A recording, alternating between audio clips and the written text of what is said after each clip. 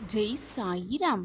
என் அன்பு பிள்ளையே, இப்பொழுது உன் வாழ்க்கையில் விதி, உனக்கான சூழ்நிலைகள், உன்னுடைய எதிரிகளின் தாக்கங்கள் அனைத்துமே உனக்கு எதிராக இருப்பது போல ஒரு தோற்றத்தை நீ அனுபவிக்கலாம்.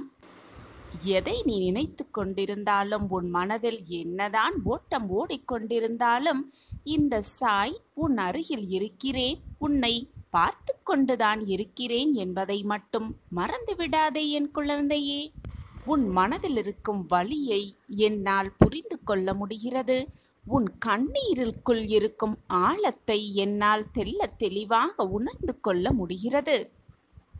எது நடந்தாலும் உன் நம்பிக்கையை மட்டும் இழந்து விடாதே. இது உன்னுடைய நம்பிக்கையையும் பொறுமையையும் சோதிக்கும் காலம்தான். அந்த சோதனையான காலத்தில் உன் மனம் வெதும்பும் நேரத்தில், போராட்டமாக இருக்கும் சூழ்நிலையில் உனக்கு ஏதாவது ஒரு வாய்ப்பு கிடைக்கிறது என்றால் அதை அப்படியே ஏற்றுக்கொள்ள பழகிக்கொள். ஏனென்றால் அந்த வாய்ப்புகள்தான் கடவுளின் உதவிகளாக கூட இருக்கலாம். வாய்ப்பை தவற விட்டு விடாதே. வாய்ப்பு ஒரு முறைதான் வரும். அந்த வாய்ப்பை சரியாக பயன்படுத்தி கொண்டால் உனக்கு கடவுளின் உதவிகளை பெறக்கூடியதற்கான அத்தனை தகுதிகளும் கிடைக்கப் பெறுவாய். இறைவனின் ஆசிர்வாதமும் உதவிகளும் கிடைக்கப்பெற்ற எந்த பிள்ளையும் தவறான பாதையில் செல்லவும் முடியாது, தோல்வியை தழுவ விடவும் முடியாது. வெற்றியை மிக அதிகமாகவே அனுபவிக்கலாம். சாயப்பா இருக்க உனக்கு ஏன் மனக்கவலை? ஒரு சமயம் ஒரு குருவிடம் ஒரு இளைஞன் வந்தான். குருவே, எனக்கு நிறைய கஷ்டங்கள், என்ன செய்வதென்றே எனக்கு தெரியவே இல்லை அப்படின்னு சொன்னவனை நிமிர்ந்து பார்த்தார் அந்த குரு. நிமிர்ந்து பார்த்து அந்த இளைஞனை பார்த்து அந்த குரு கேட்டார், உன்னுடைய கஷ்டங்கள் தீர்வதற்கு நீ என்னதான் செய்கிறாய் என்ற கேள்வியை எழுப்பினார் அந்த குரு. என்ன செய்வது? கடவுளிடம்தான் வேண்டிக் கொண்டே இருக்கிறேன். ஆனால் அவர்தான் எனக்கு எந்த உதவியும் செய்யவே இல்லை. நான் என்னுடைய பிரார்த்தனை அனைத்தையுமே இறைவன் காலடியில் வைத்து கொண்டுதான் இருக்கிறேன். ஆனால் அந்த இறைவன்தான் என்னை பார்க்கவே இல்லை என்று அந்த இளைஞன் குருவிடம் கூறினான். இதை கேட்டதும் குருவுக்கு அவனின் பிரச்சனை என்னவென்று புரிந்தது. அவனுக்கு ஒரு கதையை சொல்ல ஆரம்பித்தார் அந்த குரு. ஒரு ஊர்ல ஒருவனுக்கு பக்தி மிக மிக அதிகமாகவே இருந்துச்சு. எப்பவுமே கடவுளை வேண்டிக் கொண்டே இருப்பான். கோவில்தான் அவனுடைய இருப்பிடமாகவே இருந்தது. எது நடந்தாலும், எது நடக்கவில்லை என்றாலும் அதை உடனே போய் இறைவனிடம் சொல்லுவான். ஒரு முறை கடுமையான மழை பெய்தது. ஊரை ஒட்டி இருந்த ஆறு எல்லாமே நிறைந்து வெள்ளம் பெருகியது. ஊரே மூழ்க துவங்கியது. எல்லாருமே தப்பிக்க துவங்கினாங்க. அவன் கோயில் மேல் ஏறி நின்று கொண்டு கடவுளை கூப்பிட்டான். இறைவனே, என்னை காப்பாற்று அப்படின்னு கத்துனான். அந்த சமயம் வெள்ள நீரில் ஒரு படகு வந்தது. அதில் வந்தவர்கள் அவனை அதில் ஏறச் சொன்னார்கள். ஆனால் அவன் மறுத்துவிட்டான். நான் வரல, கடவுளிடம் வேண்டி இருக்கிறேன், அவர் என்னை நிச்சயமாக காப்பாற்றுவார் அப்படின்னு சொன்னோன வந்த படகும் போய்விட்டது. வெள்ள நீர் உயர்ந்து கொண்டே இருந்தது. ஆனாலும் அவன் நம்பிக்கையை மட்டும் இழக்காமல் இறைவனிடம் மீண்டும் மீண்டும் இறைவா என்னை காப்பாற்று, இறைவா என்னை காப்பாற்று அப்படின்னு வேண்டிக்கிட்டே இருந்தான். அடுத்தது இன்னும் ஒரு படகு வந்தது. அவங்களும், வாங்க, வெள்ளம் அதிகமாக ஊருக்குள்ளே வந்துக்கிட்டே இருக்குது, நாங்கள் காப்பாற்றுறதுக்காக தான் எல்லாருக்கும் உதவி செஞ்சுக்கிட்டு இருக்கோம், நீங்களும் வாங்க, வந்து படகுல ஏறிக்கோங்க அப்படின்னு சொன்னதும், இல்லை, நான் வரலை, நான் இறைவனிடம் வேண்டி இருக்கேன், அவர் என்னை நிச்சயமாக காப்பாற்றுவார் அப்படின்னு சொன்னான். உடனே அந்த இரண்டாவது படகு வந்ததும் அவனை அப்படியே விட்டுவிட்டு போய்விட்டது. கடைசியில் வெள்ளத்தில் சிக்கியவர்களை காப்பாற்ற ஒரு ஹெலிகாப்டர் வந்தது. அவனை, கோயிலின் கோபுரத்தில் உட்கார்ந்திருந்த அவனை மீட்க முயன்றது அந்த ஹெலிகாப்டர். இவனை மீட்க முயலும் பொழுது கடவுள் வந்து காப்பாற்றுவார், நான் வரவில்லை என்று அதீத நம்பிக்கையுடன் அவன் சொல்லிக்கொண்டே இருந்தான். ஹெலிகாப்டர் ஏற மறுத்தும் விட்டான் அந்த இளைஞன். இறுதியில் அவன் வெள்ளத்தில் அடித்தும் செல்லப்பட்டான்.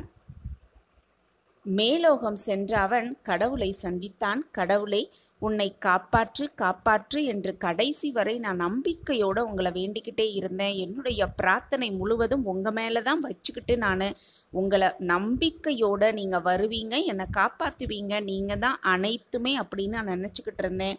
ஆனால் நீங்கள் ஏன் என்னை காப்பாற்ற வரவே இல்லை அப்படின்னு கோபமாக கேட்டான் இறைவனிடம். அதற்கு கடவுள் பதில் சொன்னார், உன்னை காப்பாற்றதான் நான் 2 படகுகள், 1 ஹெலிகாப்டரை அனுப்பினேன். ஆனால் நீதான் அவற்றை பயன்படுத்தி கொள்ளவில்லை அப்படின்னு இறைவன் சொன்னாராம். இதை கேட்டதும் அப்பொழுதுதான் அவனுக்கு புரிந்தது நடந்தது என்னவென்று. இந்த கதையை குரு சொன்னதும் வந்தவனுக்கு தன்னுடைய பிரச்சனை என்ன அப்படின்னு நல்லாவே புரிஞ்சிச்சு. அப்போது குரு அவனுக்கு ஒரு பழமொழியையும் கூறினார். கிடைக்கிற வாய்ப்புகள்தான், கஷ்டத்தில் இருக்கும் பொழுது கிடைக்கிற வாய்ப்புகள்தான் இறைவனின் உதவி என்று ஏற்றுக்கொள்ள வேண்டும். அப்படியே கண்மூடித்தனமாக அதை ஏற்றுக்கொள்ள வேண்டும். அப்பொழுதுதான் இறைவனின் உதவிகளை நம்வசம் ஆக்கிக் கொள்ளலாம், வெற்றியையும் நம்வசம் ஆக்கிக் கொள்ளலாம் என்று அந்த குரு அந்த இளைஞனுக்கு அறிவுரை வழங்கினார். நாமும் கஷ்டமான சூழ்நிலை, போராட்டமான சூழ்நிலை என்று இருக்கும் பொழுது நமக்கு ஏதாவது ஒரு வாய்ப்புகள் வரும் பொழுது, அந்த பிரச்சனை தீர்வதற்கான வாய்ப்புகள் வரும் பொழுது அது இறைவனை நமக்கு கொடுத்த உதவி என்று எடுத்துக்கொண்டு அதை அப்படியே ஏற்றுக்கொண்டு வாழ பழகிக்கொண்டால் நம் வாழ்க்கை எப்பொழுதும் நிம்மதியாக சந்தோஷமாகவும் இருக்கலாம். அதை விட்டுவிட்டு வாய்ப்புகளை தவற விட்டுவிட்டு பின் இறைவன் எனக்கு அருள் புரியவில்லை, சாயிநாதர் என்னை காப்பாற்றவில்லை, சாயிநாதர் என் வாழ்க்கையில் மாற்றங்கள் நடத்தவே இல்லை என்று சொல்லுவதால் எந்த பயனுமே இல்லை. வாய்ப்புகள், கிடைக்கிற வாய்ப்புகள்தான் இறைவனின் உதவிகள் என்று ஏற்றுக்கொண்டு அப்படியே ஏற்றுக்கொண்டு வாழ பழகிக்கொள். நீ நினைப்பதற்கு மேலாகவே எல்லாம் உன் வசமாகும். நான் அதை உனக்காகவே கொடுத்து கொண்டே இருப்பேன். உன் வாழ்வில் பல அற்புதத்தை நிகழ்த்த நான் திட்டத்தை தீட்டியிருக்கிறேன். சாயிநாதரே, நான் உங்களிடம் வைத்த பிரார்த்தனை எதுவுமே எனக்கு நிறைவேறவே இல்லையே, நான் என்னதான் அப்படி செய்தேன் என்றுதானே உன் கேள்வி? நீ என்னிடம் பிரார்த்தனையாக அனைத்தையும் வைக்க வேண்டும் என்று கூட இல்லை. உன் மனதில் நினைத்தாலே போதும், அனைத்தையும் நிறைவேற்றும் வேலையை நான் துவங்கிவிடுவேன். ஆனால் அனைத்தும் நடக்க, அனைத்துமே நிறைவேற அதற்கும் ஒரு கால நேரம் என்பது வரவே வேண்டும். அதற்கான கால நேரம் வரும் பொழுது எல்லாமே உனக்கு சாதகமாகவே நிகழும். அதற்கான நேரம் கூடிய விரைவில் உன்னை தேடி வரும். அந்த நேரத்தில் அடுத்தடுத்ததாக ஒவ்வொரு அற்புதமாக உன் வாழ்வில் நிகழும். நம் வாழ்க்கையிலா இதுவெல்லாம் நடக்கிறது, நமக்காகவா இதுவெல்லாம் நிகழ்கிறது என்று நீயே ஆச்சரியப்படும் அளவிற்கு ஒவ்வொன்று அற்புதத்தாக நான் உன் வாழ்க்கையில் நிகழ்த்தி காட்டுவேன். நம் வாழ்க்கையில் மாற்றம் வந்துவிட்டது, என் வாழ்க்கையிலும் சந்தோஷம் வந்துவிட்டது. நான் இப்பொழுது மகிழ்ச்சியாக இருக்கிறேன், என் வாழ்க்கையிலும் அதிசயம் நிகழ்ந்து கொண்டே இருக்கிறது, நான் இப்பொழுது சந்தோஷமாக இருக்கிறேன் என்று நீயே என்னிடம் ஓடி வந்து சொல்லும் நேரமும் நெருங்கிக் கொண்டிருக்கிறது. அந்த நேரத்திற்காக எது நாள் வரை இத்தனை நாளாக காத்து கொண்டிருந்தாயோ அந்த நேரம் இப்பொழுது உன்னை தேடி வந்து கொண்டே இருக்கிறது. நானும் உன்னுடைய முகத்தில் இருக்கும் ஆனந்தத்தை பார்க்கவே ஆவலோடு காத்து கொண்டிருக்கிறேன். உன் முகத்திலும் உன் கண்ணிலும் வழியும் ஆனந்த கண்ணீரை துடைப்பதற்கு அப்பொழுதும் அடுத்த நொடியே நான் உன் கண்ணில் முன் வந்து நிற்பேன். உன் சாயப்பா உன்னோடு இருக்கும் வரை தேவையில்லாத கவலைப்படுவதை முதலில் நிறுத்திவிடு. இப்பொழுது உன் வாழ்க்கையில் அனைத்தையும் நீ கடந்து கொண்டுதான் இருக்கிறாய். நீ சந்திக்கும் அத்தனை பிரச்சனைகளையும் உனக்காக வருவதற்காக, எதற்காக வருகிறது என்பதை சிந்தித்துப் பார். அனைத்தும் உன்னை கஷ்டப்படுத்துவதற்காகவோ, உன்னை வேதனைப்படுத்துவதற்காகவோ, உன்னை கண்ணீர் சிந்த வைப்பதற்காகவோ வருவதில்லை. உன்னையே நீ புரிந்து கொள்ளவும், உன் வாழ்க்கையை எப்படி நீ வாழ வேண்டும், எப்படி தன்னம்பிக்கையோடு எதிர்கொள்ள வேண்டும், உன் வாழ்க்கையை நீ எப்படி புரிந்து கொள்ள வேண்டும் என்பதற்காகத்தான் இத்தனை நாளாக நீ கஷ்டத்தை அனுபவித்து கொண்டிருந்தாய். இப்பொழுது உன் மனம் தெளிவாகிவிட்டது. வாழ்க்கை என்றால் என்ன, அதை எப்படி அணுக வேண்டும், எப்படி அணுகினால் வாழ்க்கையில் வெற்றியை எட்ட முடியும் என்ற சிந்தனை அனைத்தையும் புரிந்து வந்துவிட்டாய்.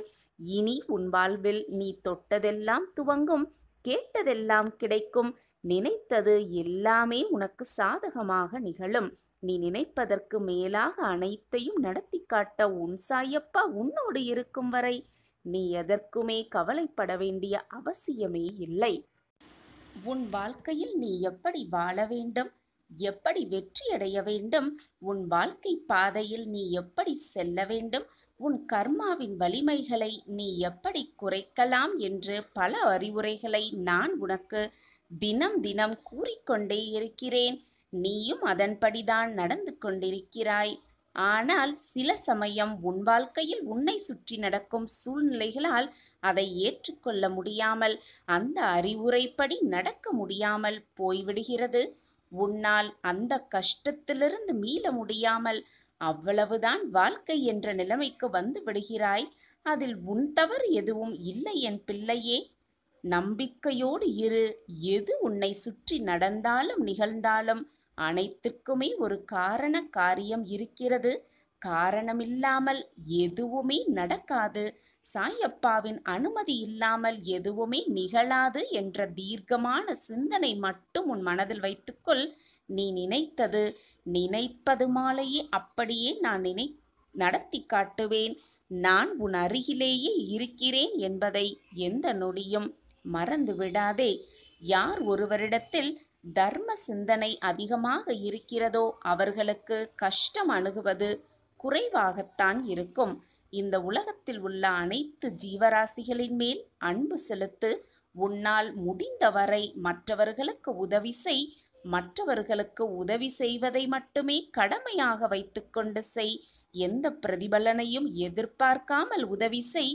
நீ செய்த தர்மமே, நீ செய்த உதவியே உன்னை காப்பாற்றும். உன் வாழ்க்கையில் மென்மேலும் உன்னை உயர வைக்கும். உனக்காக இருக்கும் இந்த நிகழ்காலத்தை சரியாக பயன்படுத்திக்கொள். அந்த நிகழ்காலமே உன் எதிர்காலத்திற்கு சரியான பாதையாக வழிவகுக்கும். நான் உனக்கு அறிவுரை கூறிக்கொண்டே இருக்கிறேன். முயற்சி செய்ய எப்பொழுதுமே தயங்காதே. முயலும் போது உன்னை பல முட்கள் காயப்படுத்தவே செய்யும். ஆனால் முட்கள் குத்துகின்றதே என்று நீ உன் பாதையை நடக்க தவறிவிட்டால் உன் பாதையில் வேறு யார் நடப்பார்கள்? உன் வாழ்க்கையை வேறு யார்கள் கடக்க முடியும்? உன் வாழ்க்கையை நீதான் நடக்க வேண்டும், நீதான் வாழ வேண்டும். வலிக்கிறதே, முட்கள் காயப்படுத்துகிறதே, வாழ்க்கை கஷ்டமாக இருக்கிறதே என்று வாழ்க்கையை வாழாமல் அப்படியே விட்டுவிடவும் உன்னால் முடியாது. வாழ்க்கை வாழ்வதற்கே எப்பொழுதும் தைரியமாக இரு. நம்பிக்கையோடு போராடிக்கொண்டே இரு. நீ நினைத்தது மாதிரியே உன் வாழ்க்கையை நடத்தி காட்ட நான் உனக்கு உறுதுணையாக எப்பொழுதுமே இருப்பேன். இத்தனை நாட்களாக உன் வாழ்வில் நிறைந்த அத்தனை மாற்றங்களையும் உன் சாயப்பா பார்த்து கொண்டுதான் இருக்கிறேன். இதுதான் என் விதி, இதுதான் என் வாழ்க்கை என்று வாழ்ந்து வந்த உனக்கு மிகப்பெரிய ஒரு இன்ப அதிர்ச்சி காத்திருக்கிறது. உன் சாயப்பாவின் ஆட்டம் துவங்குகிறது. உன்னை சுற்றி எத்தனை நிகழ்வுகள் நிகழ்ந்துள்ளது, உனக்கு எதிராக எத்தனை சதிகள் நிகழ்ந்துள்ளது என்பதை நான் கவனித்து கொண்டுதான் இருக்கிறேன். உனக்கு தெரிந்தே உன் கண்களுக்கு முன்னால் ஒரு சிலர் சதியை நடத்துகிறார்கள் என்று தெரிந்தால், உனக்கே தெரியாமல் உன் முதுகிற்கு பின்னால் பல பேர் சதிகளை உருவாக்கி கொண்டிருக்கிறார்கள் என்றுதான் அர்த்தம். இதை புரிந்து கொண்டு செயல்படு. இதுதான் என் விதி, இதுதான் என் வாழ்க்கை என்று அப்படியே இருந்து விடாதே. விதியை நினைத்து கொண்டு எல்லாவற்றையும் நான் பார்த்து கொண்டுதான் இருக்கிறேன், கிரகித்து கொண்டுதான் இருக்கிறேன். யாருக்கு என்ன செய்ய வேண்டும், எப்படி தீர்ப்பு தர வேண்டும், எப்படி அவர்கள் மனதை மாற்ற வேண்டும் என்பது உன் சாயப்பாவிற்கு தெரியும் அல்லவா? இனி உன் வாழ்வில் என்னுடைய ஆட்டம் துவங்கப் போகிறது. பல நல்ல நல்ல மாற்றங்கள் உன் வாழ்வில் நிகழப்போகிறது. மிகப்பெரிய இன்ப அதிர்ச்சி உனக்காகவே காத்திருக்கிறது. உனக்கு சாதகமாகவே அனைத்தையும் செய்ய போகிறேன் உன் சாயிநாதர்.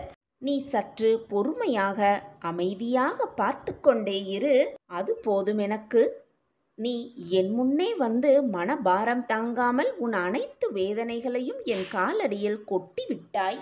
என் முன் நீ அழுகும் அழுகையானது மிகவும் சக்தி வாய்ந்தது. உன் கண்ணீர் துளிகளை நான் உணர்ந்தேன். அந்த துளி என் பாதத்தில் கசிந்தது. என்னால் அதன் வேதனையை உணர்ந்து கொள்ள முடிகிறது. உன் கண்ணீரை துடைக்கும் வேலையையும் நான் செய்வேன். அந்த கண்ணீருக்கு பின்னால் இருக்கும் வேதனைகளையும் நான் துடைப்பேன். சாயிநாதரே, அனைவரும் நிம்மதியாக உறங்கிக் கொண்டிருக்கும் இந்த நேரத்திலும் கூட நான் மட்டும் கண்ணீர் வடித்து கொண்டிருக்கிறேனே, எனக்கு மட்டும் ஏன் இந்த வேதனை? தனிமையாக இருப்பது என்னை மேலும் வேதனை அடைய செய்கிறது என்றுதானே யோசித்துக் கொண்டிருக்கிறாய்? என் பிள்ளையே, இது நாள் வரை நம்பிக்கையோடு தானே இருந்தேன் என்று கூறுகிறாய். அப்படியென்றால் இன்று அதைவிட ரெட்டிப்பு நம்பிக்கையோடு ரெட்டிப்பு மகிழ்ச்சியோடு இதை முழுவதுமாக கேட்டுவிட்டு நிம்மதியாக இன்று இரவை கடந்து வா. நாளை நீ எதிர்பார்த்த அந்த இடத்திலிருந்து ஒரு நல்ல நிகழ்வு, ஒரு நல்ல மாற்றம், ஒரு நல்ல செய்தி, உன் மனம் குளிரும் ஒரு மங்கள செய்தி உன் செவிகளில் வந்து எட்டும். நாளை நீ கண் விழிக்கும் பொழுது சாயி சாயி என்று சொல்லிக் கொண்டுதான் விழிப்பாய். உனக்கான அந்த நல்ல செய்தி உன் காதுகளில் வந்து விழும். உடனே ஓடோடி வந்து நான் எங்கு இருக்கிறேன் என்பதை கண்டுபிடித்து என்னிடம் வந்து நன்றி சொல்வாய். உன் கண்களில் ஆனந்த கண்ணீர் வரும். அப்பொழுதும் அந்த கண்ணீரை துடைக்க நான் உன் அருகிலேயே இருப்பேன் என்பதை மறந்தே விடாதே. நம்பிக்கை வெற்றியோடு வரும். ஆனால் வெற்றி நம்பிக்கை உள்ளோரிடம் மட்டுமே வரும். அந்த வெற்றி உன்னிடம் கண்டிப்பாக வரும். ஏனென்றால் உன்னிடம் நம்பிக்கை நிறையவே இருக்கிறது. நீ என்னுடைய பொக்கிஷம். உன்னிடம் நம்பிக்கை மிக அதிகமாக இருக்கிறது என்பது எனக்கு நன்றாகவே தெரியும். எதற்குமே கலங்காதே. எது வந்தாலும் நம்பிக்கையை மட்டும் இழந்து விடாதே. இருளான வாழ்க்கை என்று கவலை கொள்ளாதே. என் வாழ்க்கையில் மட்டும் எப்பொழுதுமே இருள் மட்டுமே சூழ்ந்து இருக்கிறதே என்று வேதனைப்படாதே. கனவுகள் முளைப்பது அந்த இருளில்தான். இருள் மறைந்தால்தான் வெளிச்சம் பிறக்கும். இதுதான் வாழ்க்கையின் நியதி. உன்னுடைய இருளும் மலையப் போகிறது. உனக்கான பிரகாசமும் விடியப் போகிறது என்பதை நம்பிக்கையோடு நம்பு. நீ எவ்வளவு தூரம் உன்னால் செல்ல முடியும்? சென்றாலும் உன்னால் வெற்றி அடைய முடியுமா என்று கேலி பேசுகிறார்களா உன்னை பார்த்து? நீ அவற்றை காதில் வாங்கிக் கொள்ளாதே. காதில் வாங்கிக் கொள்ளாமல் உன்னுடைய பயணத்தை ஓடிக்கொண்டே இரு, போராடிக்கொண்டே இரு, நடந்து கொண்டே இரு. அவர்கள் சொற்கள் உன் காதில் விழாத தூரம் வரை உயர்ந்து சென்று கொண்டே இரு. அப்பொழுது உன்னிடம் பேச யாருமே இருக்கவே மாட்டார்கள். ஏனென்றால் நீ சிகரத்தை தொட்டிருப்பாய். ஒவ்வொரு நாளும் விடியும் போது ஒரு எதிர்பார்ப்போடே விடுகிறது. நீயும் அந்த எதிர்பார்ப்போடையே உன்னுடைய ஒவ்வொரு நாளையும் முழிக்கிறாய். ஒவ்வொரு நாளும் முடியும் பொழுது ஒரு அனுபவமாக எடுத்துக்கொள். ஒவ்வொரு அனுபவம் உன் வாழ்க்கையில் நீ மிக பிரகாசமாக உயர்வதற்கான வழிகளாகவே இருக்கும். நம்பிக்கையோடு இரு. எதையுமே வாழ்க்கையில் சாதித்தே விடலாம். எதையும் எதிர்கொண்டு வாழ பழகிக்கொண்டால் உனக்கு வரும் இன்னல்களும் துரோகங்களும் தோல்விகளும் கூட உனக்கு பயமே இல்லாமல் முடியும். வாழ்வில் முன்னேற வேண்டுமென்றால் உன் கால்களால் நடந்து போய்கொண்டே இரு. மற்றவர்களின் முதுகில் ஏறி போக நினைக்காதே. மற்றவர்களின் வழியிலும் செல்ல நினைக்காதே. உனக்காக ஒரு தனி பாதையை உண்டாக்கி கொண்டு அந்த பாதையில் நீ சென்று கொண்டே இரு. யார் சொல்லுவதையும் காதில் வாங்கிக் கொள்ளாமல் நம்பிக்கையோடு புன்னகையோடு உன் வழியில் நீ வடித்த பாதையில் சென்று கொண்டே இரு. உன்னுடைய பாதைகளை மலர்பாதையாக மாற்றும் வேலையை உன் சாயப்பா நான் செய்வேன். ஒன்றை நன்றாக புரிந்து கொள் என் பிள்ளையே. நீ விரும்பியதை, எதை நீ அதிகமாக விரும்புகிறாயோ அதை மற்றவர்களுக்கு கொடு. இதன் பொருள் என்னவென்று தெரியுமா? நீ பிறரிடம் எதிர்பார்க்கும் அன்பு, மரியாதை போன்றவைகளை பிறர் எதிர்பார்ப்புக்கும் முன் கொண்டு போனால் உனக்கானது உன்னை தேடி வரும். மற்றவர்களுக்கு நீ அதை வாரி வாரி குளத்தால் உனக்கு இரட்டிப்பு பன்மையாக அது உனக்கு வந்து சேரும். இதுதான் வாழ்க்கையின் ரகசியம். எப்பொழுதுமே குடையினால் மழையை ஒருபோதும் தடுத்து நிறுத்தவே இயலாது. ஆனால் நம்மை மழையின் போது நனையாமல் கம்பீரமாக நிற்க வைக்கும் அந்த குடையே. அதுபோலத்தான் நம்பிக்கை சில நேரங்களில் வெற்றியை தராமல் இருக்கலாம். ஆனால் வாழ்வில் பெரிய பெரிய சவால்களை எதிர்கொள்ள சக்தியை அந்த நம்பிக்கை தரும். எப்பொழுதுமே அமைதியாய் இருந்துவிடு. என்னுடைய அறிவுரையையும் வாக்கையும் எப்பொழுதுமே மறக்காதே. பொறுமையாக காத்திரு. உன் பொறுமைக்கான நல்ல பதில் உனக்கு இன்றல்ல என்றாவது ஒரு நாள் நிச்சயமாக கிடைக்கும். அந்த நாள் இன்றாக கூட இருக்கலாமே. குழந்தையே, உன்னுடைய கஷ்டங்களையும் பாரங்களையும் சோகங்களையும் சுமக்க துவாரகா மாயியில் நான் காத்து கொண்டுதான் இருக்கிறேன். எப்பொழுதும், எல்லா நேரமும், எல்லா நொடியும். எதற்குமே கலங்காதே. வாழ்க்கையில் துணிந்து போராடிக்கொண்டே இரு. எந்த சூழ்நிலையிலும் யாரையும் வெறுத்து ஒதுக்க நினைக்காதே. அதே மாதிரி மற்றவர்களின் மனதை புண்படும்படி கடும் சொற்களால் அவர்கள் மனதை காயப்படுத்தாதே. உன் மனபாரத்தை எல்லாம் முழுவதுமாக என் மீது முழு நம்பிக்கை வைத்துவிட்டு செலுத்திவிடு. நான் அனைத்திற்கும் தயாராக இருக்கும் பொழுது எதற்காக கவலைப்படுகிறாய், வேதனைப்படுகிறாய்? நீ படும் வேதனை அனைத்திலிருந்தும் நான் உன்னை விடுவிப்பேன். நீ பட்ட கஷ்டங்கள் அனைத்திலிருந்தும் உன்னை நான் நிச்சயமாக விடுதலை செய்வேன். இது நாள் வரை நேர்முகமாகவும் மறைமுகமாகவும் நீ பட்ட வேதனை எல்லாமே போதும். காலத்தின் கட்டாயம் உன்னுடைய கர்ம வினைகளை நீ அனுபவிக்க வேண்டிய சூழ்நிலையில் இப்பொழுது இருக்கிறாய். இந்த ஒரு சூழ்நிலையிலிருந்து முற்றிலுமாக நான் உன்னை விடுவித்து விட்டேன். அந்த நல்ல நாள் இன்றுதான். மகிழ்ச்சியாக இரு. உன் வாழ்க்கையில் நீ ஏற்றத்தை சர்வ நிச்சயமாக பெறுவாய். நான் உன்னுடன் எப்பொழுதும் இருக்கும் பொழுது வீணாக உன் கண்ணீரை வீணடிக்காதே. நல்லது மட்டுமே நினை. நல்லதை பற்றி மட்டுமே பேசு. நல்லதை மட்டுமே செய். உனக்குரிய கஷ்டமான நேரத்தில் உனக்கு வந்திருக்கும் அந்த கஷ்டத்தை எப்படி மீள்வது, அந்த கஷ்டத்தை எப்படி சரி செய்வது என்பதை பற்றி மட்டுமே சிந்திக்காமல் என்னை நினைத்துப்பார். அந்த கஷ்டமே உனக்கு தெரியாமல் நான் உன்னை வெளியே கொண்டு வந்து விடுவேன். இது உன் சாயப்பாவின் சத்திய வாக்கேதான். வானமே இடிந்து உன் மேலே விழுந்தாலும் உன் நிலையில் நீ உறுதியாக இரு. அனைத்தையும் தாங்கும் சக்தியை நான் உனக்கு கொடுத்து கொண்டே இருப்பேன். உனக்கு முன்னும் பின்னுமாக பக்கவாட்டிலுமாக அனைத்து திசைகளிலும் உன் அப்பா உன்னை சூழ்ந்து இருக்கையில் கஷ்டம் என்பது உனக்கு நிச்சயமாக தெரியாது. அந்த கஷ்டத்தை உன்னை தீண்டவும் நான் விடமாட்டேன். நிச்சயமாக உனக்கு ஒரு பாதுகாவலனாக நான் இருப்பேன் குழந்தையே. இதுவும் என்னுடைய சத்திய வாக்கேதான். நிரந்தரமே இல்லாத இந்த வாழ்க்கையில் எடுத்துக்கொண்டு போக எதுவுமே இல்லாத போது உன்னுடைய கோபம் எதற்குமே பயனில்லாதது. தேவையில்லாத விஷயத்தில் கோபப்படாதே.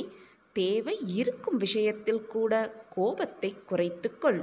அனைத்தையும் இறைவனிடம் சமர்ப்பித்து விடுங்கள். என்னை முழுமையாக சரணடைந்தவர்களின் வாழ்க்கையில் நடக்கும் அனைத்து செயல்களையும் நடத்துபவர் நானே. உனக்கு நடப்பது அனைத்தும் உன் நன்மைக்கே என்பதை தீர்க்கமாக நம்பு. கலங்காமல் இரு. நான் இங்கே உனக்காக இருக்கும் பொழுது எதற்காக பயப்பட்டு கொண்டே இருக்கிறாய்? நல்ல செய்தி வரும் நேரம் எல்லாம் நெருங்கிவிட்டது. அந்த நல்ல நாள் இன்றாக கூட இருக்கலாமே. அதிசயமும் அற்புதமும் என்றாவது ஒரு நாள் நிச்சயமாக நடக்கும். ஏன் அந்த அதிசயமும் அற்புதமும் இன்று கூட நடக்கலாமே. கண்மணியே, எதற்கும் பயப்படாதே, புலம்பாதே, கண்ணீரை வீணடிக்காதே. உனக்கான அந்த நல்ல நாள் இன்றேதான். சாய், சாயிநாதரே, சாயப்பா என்று கூப்பிடு, நான் வருவேன், நிச்சயமாக வருவேன். ஏனென்றால் நான் தான் உன் அப்பா, நான் தான் உன் சாயிநாதர், நான் தான் உன் சாயியும் கூட. உனக்கு பிடித்த மாதிரி, நீ விருப்பப்பட்ட மாதிரி, நீ என்னிடம் கேட்டுக்கொண்ட மாதிரிதான் நான் உன் வாழ்க்கையை வடிவமைத்து கொண்டிருக்கிறேன். அதற்கான திட்டத்தையும் நான் தீட்டிவிட்டேன். என் திட்டப்படிதான் உன் வாழ்வில் எல்லாம் சுகமாகவும் வளமாகவும் நடந்து கொண்டிருக்கிறது. இனி நடக்கப் போவது அனைத்தும் நல்லதாகவே நிகழும் உன் வாழ்வில். பொறுமையோடு காத்திரு, அந்த நல்ல நாள் இன்றேதான். நீ கேட்டதையெல்லாம் நான் கொடுக்க வேண்டுமல்லவா? அதற்காகத்தான் இவ்வளவு கால தாமதமானது. இதுவரை போனதெல்லாம் போகட்டும், முடிந்ததெல்லாம் முடியட்டும். இனி உன் வாழ்வில் சந்தோஷம் மட்டுமே எஞ்சியிருக்கும். உன் வாழ்க்கையில் நல்ல நல்ல மாற்றங்கள் நிகழப்போகிறது. அதை நிகழ்த்தி வைக்க உன் சாயப்பா ஏற்பாடை செய்துவிட்டேன். அதற்காகத்தான் உன்னையும் உன்னை சூழ்ந்து இருப்பவர்களையும் உனக்கு ஏற்றாற்போல தயார் செய்து கொண்டிருக்கிறேன். உன்னை வெறுத்தவர்கள் முன் நிச்சயமாக உன்னை வாழ வைத்தே காட்டுவேன். இது உன் சாயப்பாவின் சபதம்தான். இவையெல்லாம் உன் வாழ்வில் நிகழத்தான் போகிறது.